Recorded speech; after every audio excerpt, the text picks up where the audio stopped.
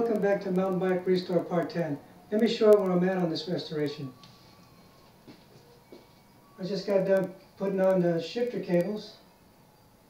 One here on the right. Ran the cable through the frame. Brought the cable up through the derailleur. Check it out.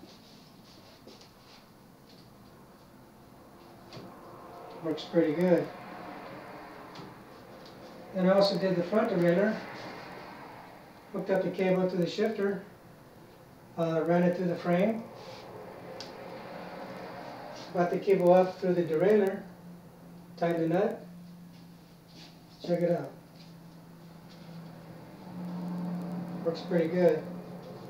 Then I put the brake levers, the one on the right here and the left. Ran the cable through the frame, and I hooked up the brake, put on the brake pads and brake cable. Let's check it out. Looks good.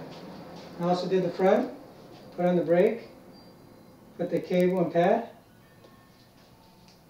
Let's check it out.